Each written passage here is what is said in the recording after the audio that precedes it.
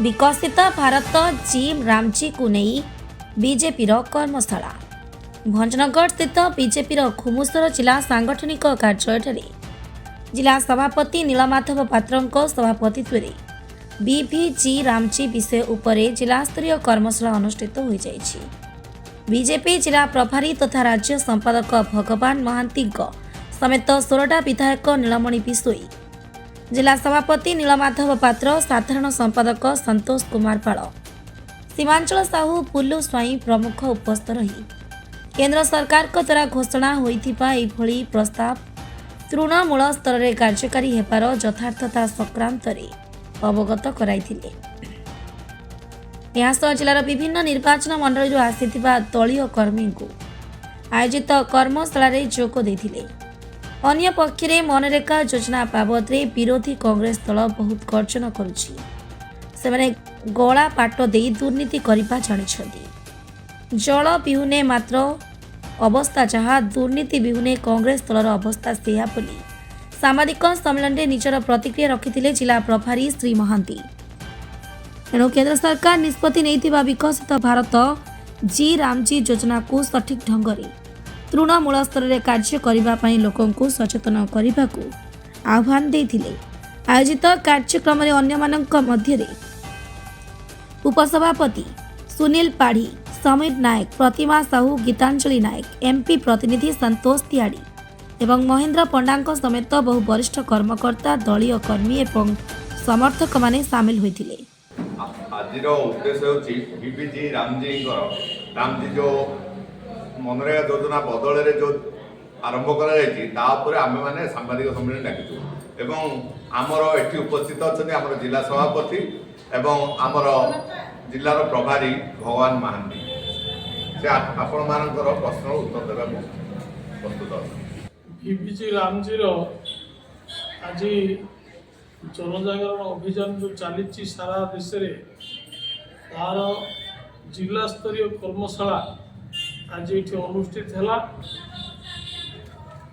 आपण मैंने जानते नरेंद्र मोदी को सरकार समाजर शेष श्रेणी रे थिबा गरीब रु अति गरीब लोकंकर सेवा एवं से माने केमती ऊपर को उठिबे तापाई विभिन्न कार्यक्रम करछथि जेमति कि प्रधानमंत्री आवास योजना, प्रधानमंत्री ग्राम सड़क संयोग योजना, प्रधानमंत्री विभिन्न कार्यक्रम पिला छुआ मागणार पाठ पढ़ी पारे, घर को करेन्ट जीव, गैस हांडी घर को जीव एवं समाजर जो दरिद्रतम व्यक्ति मागणार खाइबा जिनिस जो रेशन पाइबे तार समस्त व्यवस्था करछथि। एहार अंतर्भुक्त जो नरेगा योजना थिला ये गोटे तार जो उद्देश्य थिला भारी भलो उद्देश्य थिला। बिल करिकरी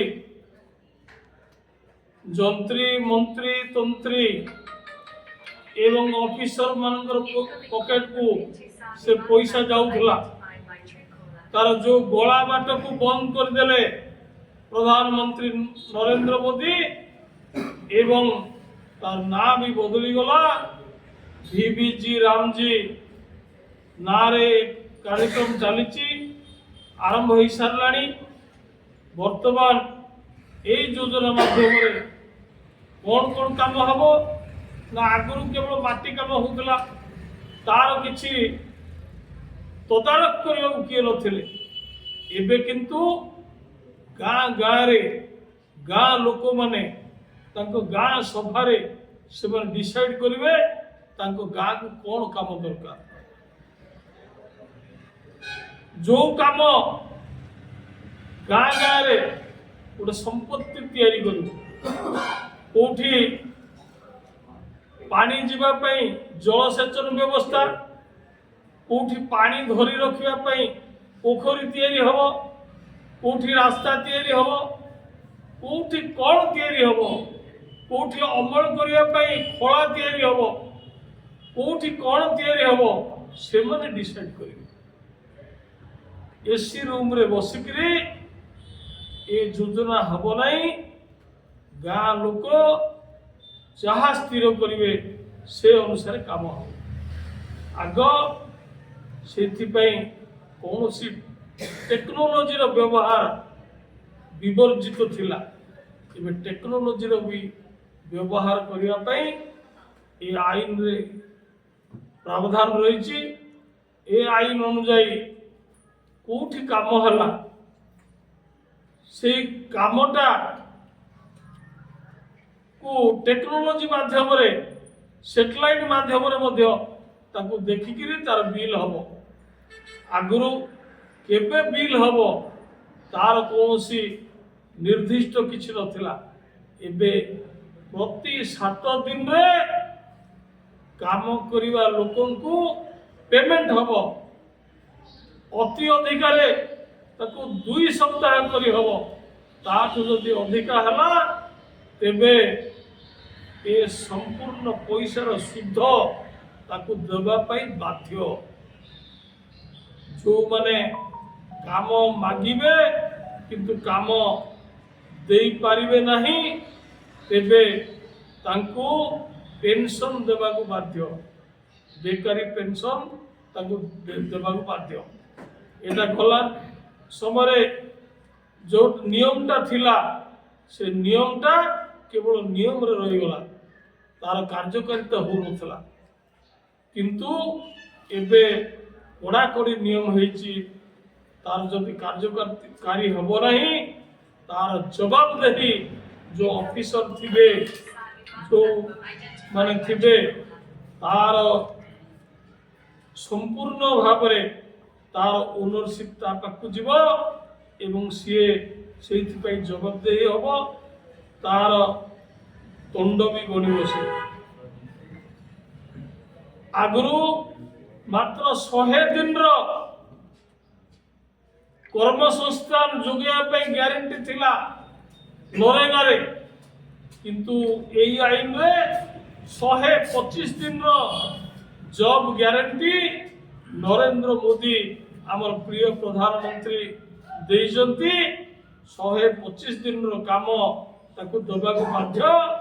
ଯଦି ଦେବେ ନାହିଁ ତାକୁ ପେନସନ ଦେବାକୁ ବାଧ୍ୟ। କେବଳ ଏତିକି ନୁହେଁ ବନ୍ଧୁଗଣ, ଉଚ୍ଚ ମାନର କାମ କେମିତି ହବ এইଥିପାଇଁ ଯେଉଁ ସ୍ୱପ୍ନ ଦେଖିଛି କେନ୍ଦ୍ର ସରକାର ଏବଂ ରାଜ୍ୟ ସରକାର ମାନେ ନରେନ୍ଦ୍ର ମୋଦିଙ୍କ ନେତୃତ୍ୱରେ 1947 ମସିହାରେ ଭାରତ ସ୍ୱାଧୀନ ହେଲା।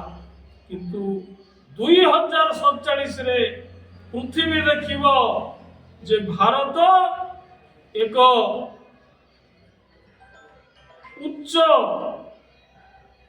ସମ୍ପତ୍ତି ସମ୍ପନ୍ନ ଏବଂ ଉନ୍ନତ ମାନର ଦେଶ ହେଇଥିବ, ବିକଶିତ ରାଷ୍ଟ୍ର ହେଇଥିବ। ଏ ବିକଶିତ ଭାରତର ଲକ୍ଷ୍ୟ ନେଇକରି ତାର ଏକ ପାର୍ଟ ହିସାବରେ ବର୍ତ୍ତମାନ ଜି ରାମଜି ସ୍କିମ୍ ଚାଲୁଛି। ଏ ଜି ରାମଜି ସ୍କିମ୍ ନିଶ୍ଚିତ ଭାବରେ ଦେଶରେ ଦାରିଦ୍ର୍ୟ ଦୂର କରିବ ଏବଂ ଗାଁ ଗାଁରେ ବିଭିନ୍ନ ଉନ୍ନତି ମୂଳକ କାମ ହେବ, ବିକଶିତ ମୂଳକ କାମ ହେବ ଏବଂ ଦେଶ ବୈଭବଶାଳୀ ଆଡ଼କୁ ଗତି କରିବ। ଏତିକି ଏ ବିକଶିତ ଭାରତ ଜି ରାମଜି ଯୋଜନାରେ ଏସବୁ ଅଛି। यार जो लिफलेट भी आपन को दे दिया जीवो, आपण माने ताकू भलरे जानि परिबे।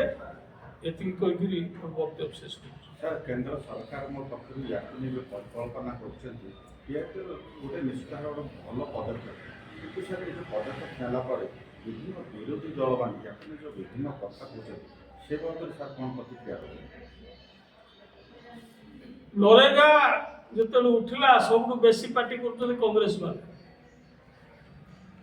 कांग्रेस वाले एते बड़ा बाट रखी नेता मंत्री जंत्री ऑफिसर मानकर पॉकेट गरम होता जो माने लाभवान होते निश्चित भाव छटपट हे जल विहुने माछर अवस्था जहा दुर्नीति विहुने कांग्रेस अवस्था से स्वाभाविक भाव में पार्टी पार्टी करेंगे ताठू गोटे भल स्कीम हो से चाहिए कि तेणुक से पार्टी कर पार्टी कौन मूल्य हेनी आउ तार जवाब लोक मैंने दे सारे आउरी देवे